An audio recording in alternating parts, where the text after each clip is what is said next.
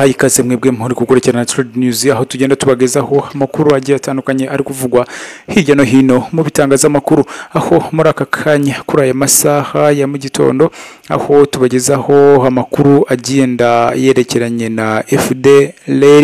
Ni inkuru dukesha ikinyamakuru umuseke.com, aho yagiye yandika ngo abarwanyi batatu bari mu mutwe wa FDLR barakerakera mu mashyamba ya Kongo bibashyikirijwe inzego z'umutekano z'u Rwanda.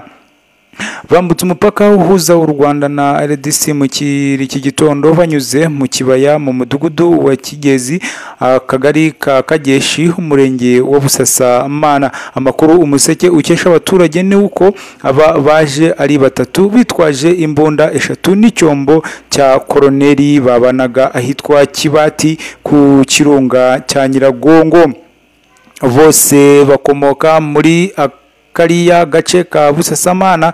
Nyuma yo kugera iwabo, umwe batumijeho umukuru w'umudugudu ahageze ahamagara umunyamabanga nshingwabikorwa w'umurenge wa Busasamana, nawe yiyambaza ingabo zahise zihagera ziza kubareba. Meya w'akarere ka Rubavu Murindwa Prosper yemereye umuseke mu kiganiro twagiranye ko ari impamo iyi nkuru. Mu mpera z'umwaka ushize mu kwezi k'Ukuboza, guverineri w'intara y'Uburengerazuba Nibatura Jean Bosco mu nama yagiranye n'abaturiye iki kibaya gihuza u Rwanda na RDC, yanenze ababyeyi barebera abana bajya mu mitwe yitwaje intwaro ikorera muri RDC, abasaba ko kubaganiriza ubutaha bakajya babikurikirana bakaba babireka. Perezida Kagame na Perezida Tshisekedi bitabiriye umuhango umwe. Tukomeza tubagezaho n'inkuru zigiye zitandukanye zigenda zicishikana hirya no hino mu bitangazamakuru bigiye bakomereze i Rubavu, aho bane bakomerekeye mu manuka y'ikamyo ituzi mu bwoko bwa hoho. Ikamyo yo mu bwoko bwa hoho yakoze impanuka, abantu bane barakomereka ingonga ibitaro bya Gisenyi mu gitondo cyo kuri uyu wa kabiri tariki ya 7 Mutarama 2025. Ikamyo yakomerekeje abantu igonga n'ibitaro bya Gisenyi. Amashusho yafashwe na kamera igaragaza ko ikamyo yikoreye umucanga igonga ibitaro bya Gisenyi bisanzwe biri mu ikoni rigora imodoka zikoreye kandi zihuta.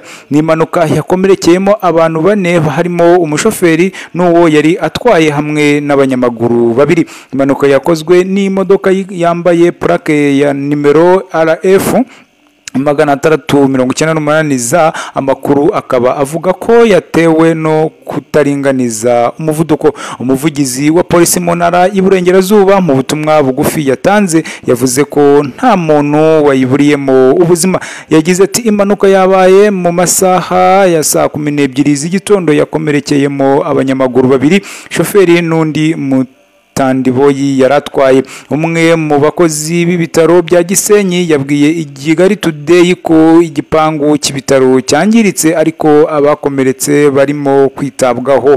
Impamvu z'imodoka nini zigonga ibitaro bya Gisenyi zimaze imyaka myinshi zigaragara, ndetse abahanga basaba ko imodoka nini zihetse imizigo zajya zikoresha umuhanda wa Byahi mu kwirinda impanuka ku bitaro bya Gisenyi. Umuhanda wa Byahi wamaze kuzura, icyakora amabwiriza yuko imodoka nini ariwo zizajya zikoreshwa n'ibirashyirwa mu bikorwa. Tshisekedi bitabiriye irahira rya Dramani Mohamed muri Ghana. Iyi ni inkuru dukesha urubuga Umuryango, aho rwagiye rugaruka kuri inkuru ya Perezida na Tshisekedi. Perezida Paul Kagame yageze muri Ghana, aho yitabiriye imihango yo kurahiza perezida mushya w'iki gihugu John Dramani Mahama na Vice Perezida Nana Jani Opoku Angeomanga. Kuri Facebook y'umukuru w'igihugu cy'u Rwanda Paul Kagame byanditse ko Perezida Paul Kagame yageze Accra ahategejwe abandi bakuru b'ibihugu bya Afurika batandukanye. Muri uyu muhango kandi hari Perezida wa Congo Kinshasa Antoine Felix Tshisekedi nawe yageze muri Ghana ku mugoroba wo kuri wa mbere ari kumwe n'umugore we. Tariki ya 15 Ukuboza 2024 abakuru b'ibihugu by'u Rwanda na Congo Kinshasa bari guhurira i Rwanda muri Angola, ariko biza kwanga ku munota wa nyuma. Ntacyo buri ruhande rwavuze niba muri ibi birori bibera muri Ghana bashobora guhura. U Rwanda na Congo bimaze igihe birebana ayingwe, Congo ishinza u Rwanda gufasha inyeshyamba za FARDC na M23 mu ntambara zahuriyemo n'ingabo za leta n'ihuriro ry'imitwe y'ingabo bakorana harimo na FDLR. U Rwanda rwakunze kubihakana ahubwo rushinja Congo gukorana na FDLR igizwe n'abasize bakoze jenoside yakorewe abatutsi. Igihe guhura kwa Perezida Felix Tshisekedi na Paul Kagame bitakundaga Tshisekedi ari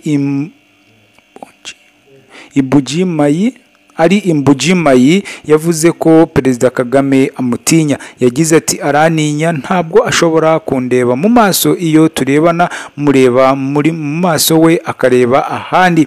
Mu bihe bitandukanye kandi Perezida Felix Tshisekedi yagiye agaragaza ko afite ubushake bwo gukuraho ubutegetsi bw'u Rwanda. Kugeza ubu ubuhuza bw'igihugu cya Angola bwateye intambwe yo kumvikanisha impande zombi ku bijyanye no kurandura umutwe wa FDLR. U Rwanda narwo rugakuraho ingabo z'ubwirinzi ku mipaka, ariko ibyo byemeranyijwe n'abaminisitiri b'ububanyi n'amahanga, ntabwo ari abakuru b'ibihugu babyemeranyije kuko batigeze banabisinyira.